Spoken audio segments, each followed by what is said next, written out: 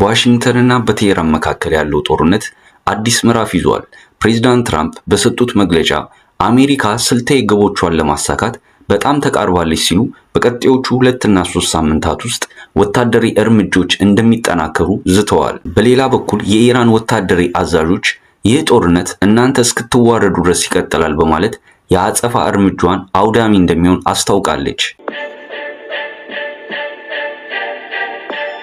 በመካከለኛው ምስራቅ የሚሳኤል ጥቃቶች ቀጥለዋል። እስራኤልም የኢራን የጦር ግብዓቶች ፋብሪካዎችን መምታቷን ገልጻለች።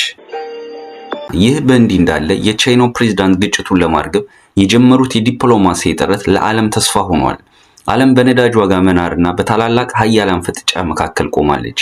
ዛሬ ላይ ጦርነቱ በሜዳ ብቻ ሳይሆን በኢኮኖሚና በቴክኖሎጂ ረቂቅ በሆነ መንገድ እየተካሄደ ይገኛል። ዛሬ ላይ ያለውን ሁኔታ ስንመለከት የኢራንና የአሜሪካ ግጭት የሁለት ሀገራት ጸብ ብቻ ሳይሆን የአዲሱ የዓለም ስርዓት መፈተሻ ነው።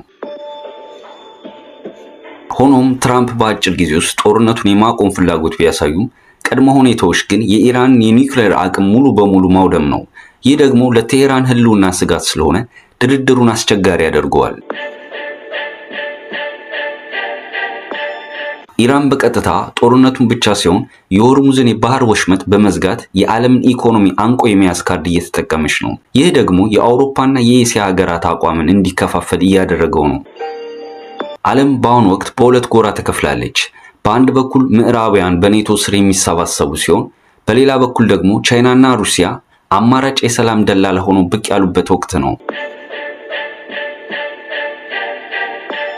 በአጠቃላይ ዓለም ከጦርነት ይልቅ የጥቅም ሚዛን ወደሚጠብቅ ታላቅ ድርድር እያመራች ይመስላል። ነገር ግን አንዲት ትንሽ ስህተት ወደማይመለስ የዓለም ጦርነት ልታመራ ትችላለች። ውድ የአፍሪሲኒያ ተመልካቾቻችን አብረን ብዙ ተጉዘናል። እናንተም ቪዲዮዎቻችን እየተመለከታችሁ እኛም ደግሞ እያዘጋጀናቸው ከአፍሪሲኒያ ጋር ብዙ ሄደናል።